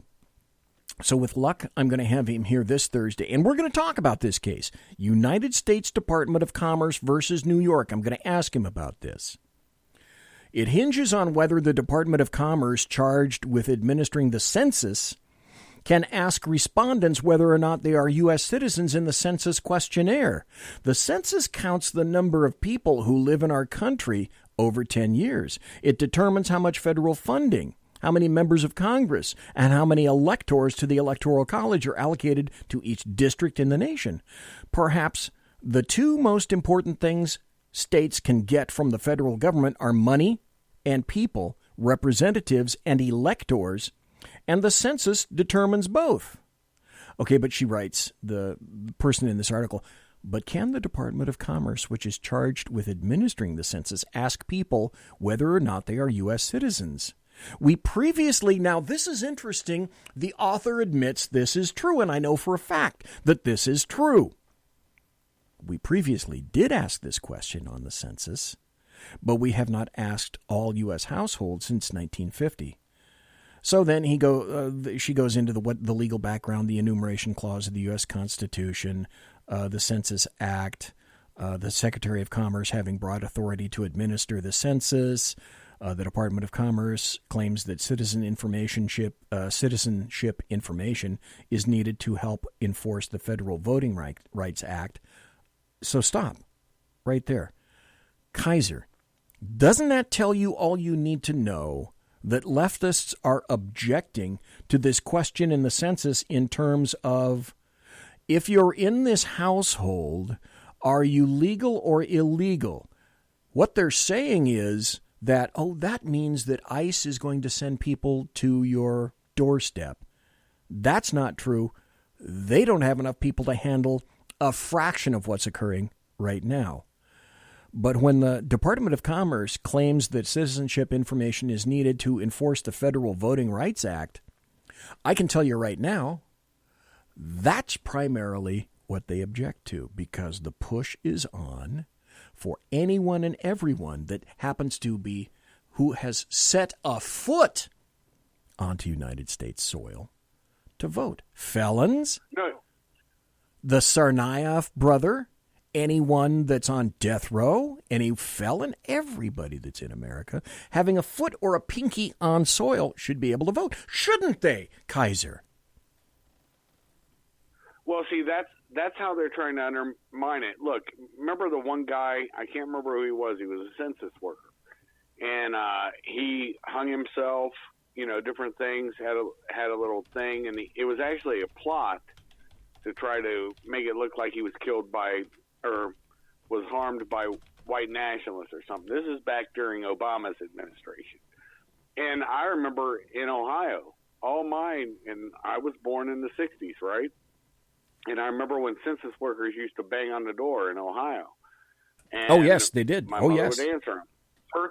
First question was, are you a U.S. citizen? The first question. And so that's after the 50s.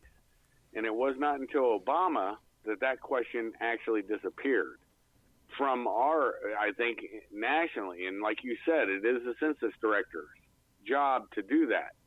Now, going on with what you're talking about, diluting and polluting, they're taking it off because they are pushing for felons. That's what Motor Voter was all about. Oh, yeah. That turned to you got a crap in license? California. Well, you get a license in California, you come to Ohio, guess what? Because of laws in the states where one license here means you can get a license in the next state. Yes. You have to honor the license.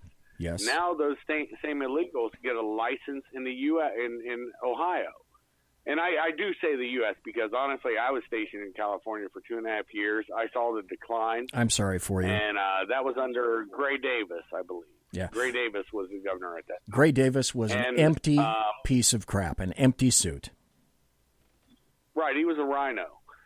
But still, it's the best thing you've had. I mean, Schwarzenegger, while I had hope, as him being an actual legal immigrant, I thought he would actually fix it. But, whatever. He didn't do whatever. He was stupid in the maid who was Guatemalan. I'll tell you I'll tell you the story about Arnold Schwarzenegger sometime, but there's a lot more to it than that. Hey, by the way, before you go on, I found this, and I want to tell you what I found.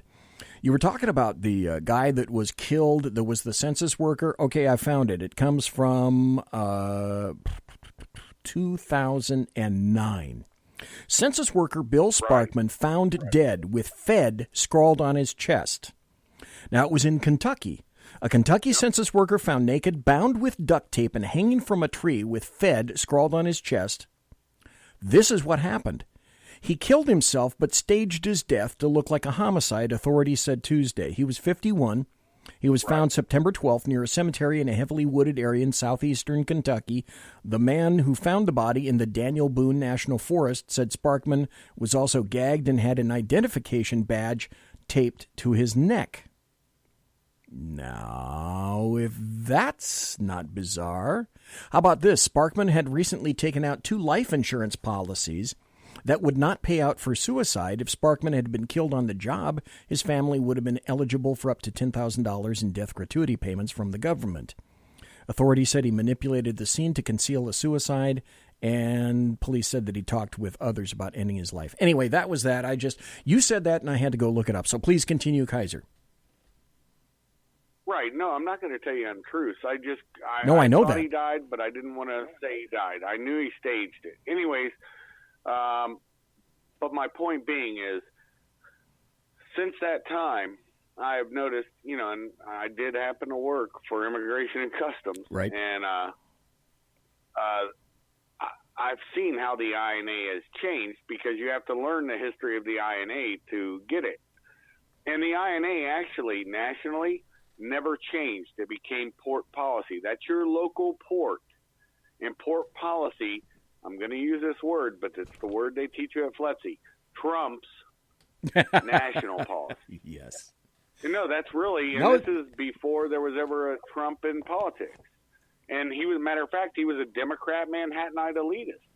And, then all of a sudden everybody turned on him. Remember when rappers thought it was cool to be talking about Trump Tower, Trump whiskey? He got awards from numerous black agencies and groups because he employed a massive amount of black Americans.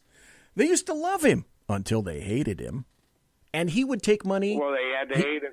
He made sure that he greased both edges. He would send checks to the Democrats and he'd send checks to the Republicans because that's what he did in business. They hated him because the vagina in chief was not elected, although she still thinks she is. Yeah. You saw the last interview. But my point being, touching on what you're talking about, because it's very real, yeah, they want felons to vote. It doesn't matter what you did. You could be on death row. You're going to be able to vote. The only absentee ballots that I know of that are legal are people living overseas, expatriate workers. Somebody who happens to be in the military. Other than that, if you're overseas, you're not voting. If you decided to give up there's a lot of nuance to it, but yeah, it's been a loosening of all of the norms that we had in America, and it's actually deflavored America. I mean, there's stories I could have told that were even worse than the ones I did, but because it's your show, I won't do that. I probably will on my show one time. Hopefully it'll be with you and Alan on it. I'd We love can talk that. real cop stories, but I'd love to have you both on, honestly. But we just got to find a time to do it. But the more important part is you're exactly right. This is nothing more than normalizing the abnormal, and the normal is being vilified. You know, if you call this, okay, this is probably going to sound off color, but it's honestly not. It's a colloquialism that's used here in Ohio. If you call a spade, then you're a bad person. And I didn't mean that in a racial way. No. If you're playing cards, the terminology comes from, words mean things. If you throw down a spade, he threw down a spade. Okay, that's a spade. If he throws down a heart, it's a heart. If it's a club, it's a club. It's a diamond, it's a diamond. But, of course, everybody's got to come up with these BS nuances. And it's about cucking America. We have to accept every aberrant behavior. When you have San Francisco have to have a Browntown map of where people are street shitting, I will say that. I don't think that's a problem on your show. No. If you're street shitting, and it's normal in all third world nations. So what has happened to California where you guys allow it lovingly? Guess what? And honestly, my advice to all Californians, get the hell out. If you're normal, get the hell out. I don't care your color. Find another state, get out, and let California go the way of the third world, because I hate to dismiss that state unless you're willing to stand and fall, because you're not going to be rescued by the federal government, because Oh, no. You should your not. governor won't allow. Yeah, and states have made it quite clear that they are not interested in bailing out California. Let me go on a little bit further about this particular article. Here's the crux of the biscuit with regard to why leftists believe that if you ask the question about legality, are you an illegal individual in your family, in your household, this is what they completely object to. The Census Bureau has said, and this is official, but you and I think we have a really good idea about the true numbers. They've said that they believe as many as 6.5 million people might not be counted if the citizenship question is included. Okay, folks, do you really think there are as few as 6.5 million people? The last official semi-agreed upon figure was 11 million, but I also heard a figure that came out of the New York Times about 6 months ago that they were indicating it might be closer to 20 or 21 million people that are not lawful citizens. So stop, okay? The census says 6.5 million people may not be counted if the citizen question is included. At this point, my understanding is that it is going to be included. The other thing is, they say that the guy from the census, Secretary Ross, his move to add a citizenship question is arbitrary. And of course, that's a word that they customarily use, and was done without proper studies about the consequences of that decision in violation of the Administrative Procedures Act. Okay, so what does that mean? It means that if we include the question, that means that there is a potential loss of power by leftists and Democrats if it's discovered that there are more illegals in here in the census. And yes, that's how money is parsed out from D.C. So it's not just a fight for hearts and minds, as you may think. It's a fight for it's a fight by leftists and Democrats to keep their votes locked in perpetuity, and they're doing every bit of their level best to ensure that that occurs. Now, I told you at the beginning of the show that on Thursday night, I hope to have Professor Michael Jones on. We're going to talk about this very issue in the first hour. In the second hour, I have an SHR Media special report, and it's going to be about Barr and what Barr truly portends for the future. I had a discussion last night on the Ken McClinton show, and I've been told by you, Kaiser, and other persons as well, that big crap is about to drop in D.C., including indictments. So now that I've said that, let me throw it back to you, Kaiser, because you and I have had this discussion, and you've been hearing that there's some kind of tumultuous events or there's something very serious coming, and a lot of people can hear what I call footsteps. I think there are footsteps. And they're coming. Well, I agree with you. Brother. Here's the thing. How many months ago did I tell you this was going to come as soon as the Mueller report was done, that heads were going to roll?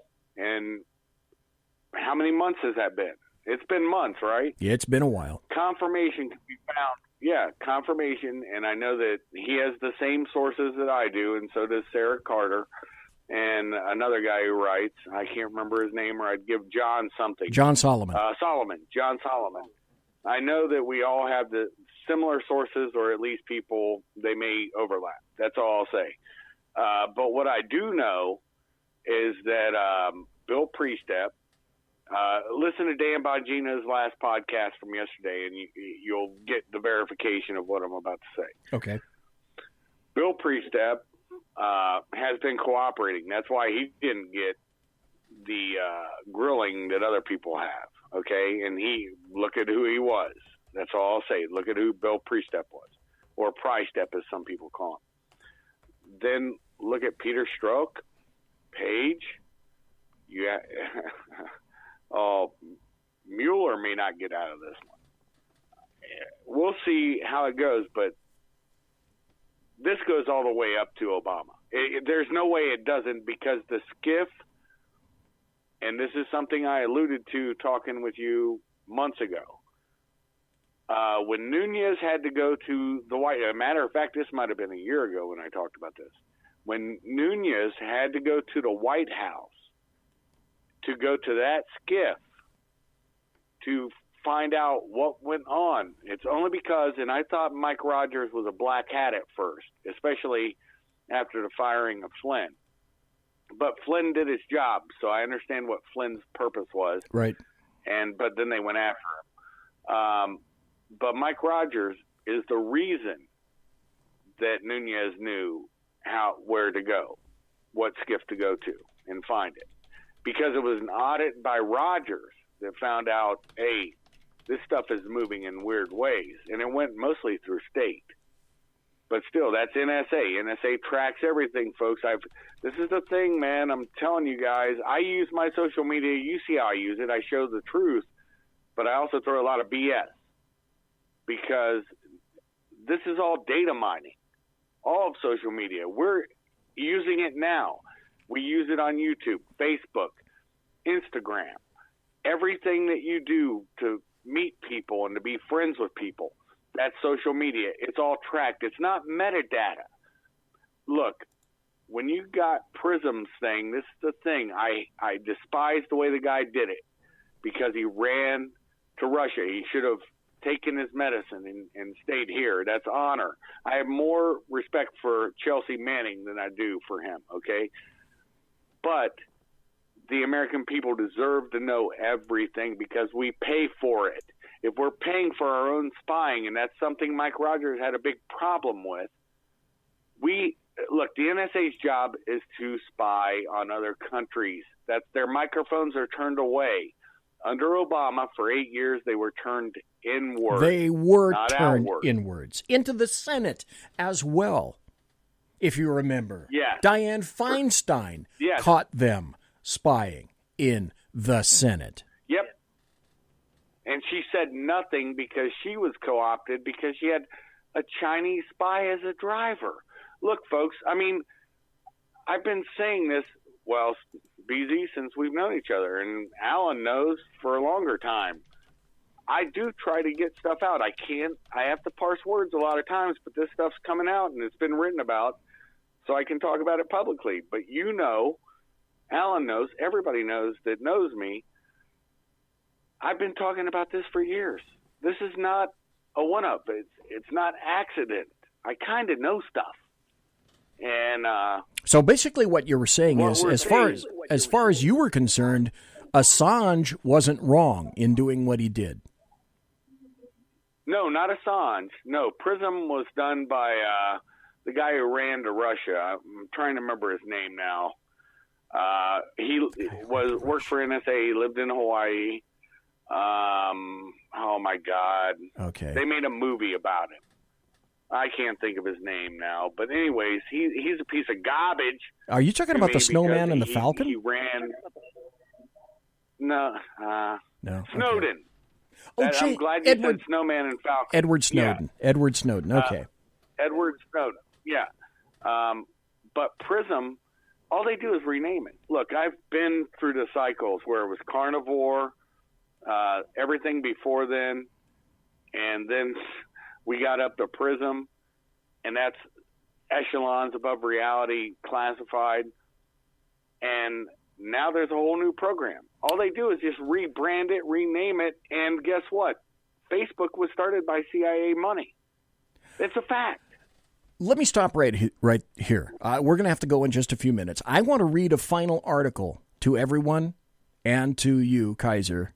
I just found this today, and I haven't found many people on social media making reference to this. But I'm submitting to everyone here listening to me and everyone listening in podcast and in the chat rooms. This is a very telling article when you get this information coming out of a publication such as, or a website such as The Hill. It's from a guy named Kevin Brock. It came out today, which is yesterday if you're on the East Coast. But I found the headline gripping just in and of itself. It says, James Comey is in trouble and he knows it. Now that flies in the face of everything that's been coming out on Jim Comey on social media. Jim Comey is a flake on social media. But I find this article interesting, and it goes like this. James Comey's planet is getting noticeably warmer. Attorney General William Barr's emissions are the suspected cause. Barr has made plain that he intends to examine carefully how and why Comey, as FBI director, decided that the Bureau should investigate 2 presidential campaigns and, if in so doing, any rules or laws were broken. In light of this, the fired former FBI director apparently has decided that photos of him on Twitter standing amid tall trees and in the middle of empty country roads acting all metaphysical is no longer a sufficient strategy. No.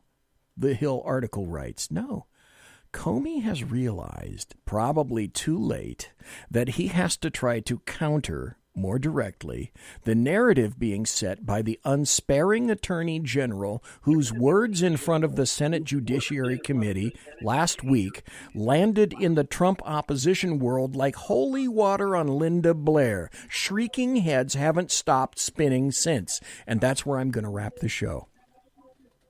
Same with Brennan, same with Clapper. They're on the attack now because they are cornered and they know it.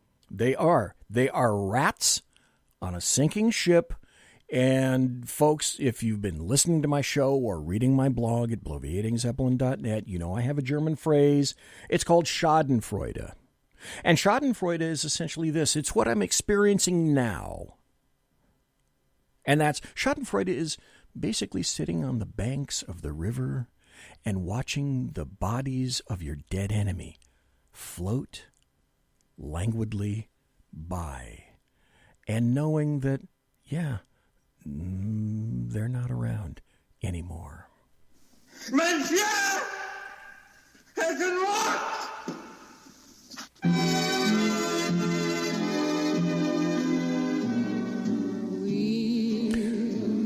Ladies and gentlemen, boys and girls, children of all ages, thanks for listening to the Bloviating Zeppelin's Berserk Bobcat Saloon right here, live and direct on the SHR Media Network. You want to contact me, you'll find me on Twitter at BZEP, B-Z-E-P, and on my blog at bloviatingzeppelin.net. Thanks for the Big Sarge Radio Show for simulcasting my show on Facebook.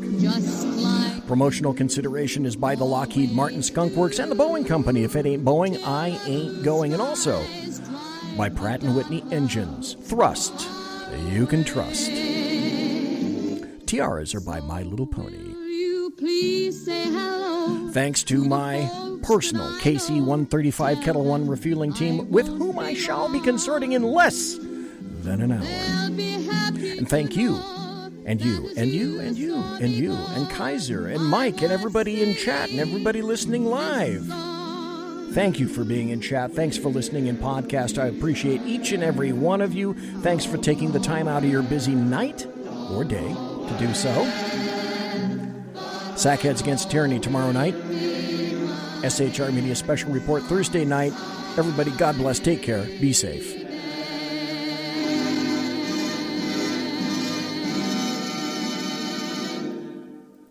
Everybody quiet down now and get some sleep. Good night, everybody. Good night, Mama. Good night, Ben. Good night, everyone. Good night, Mama. Good night, Daddy. Good night, children. Good night, Daddy. Good night, Elizabeth. Good night, John Boy. Good night, Jim Bob. Good night, Jim Bob. Good night, Jim Bob. What's going on? I was asleep. What's everybody doing? Good night, Jim Bob.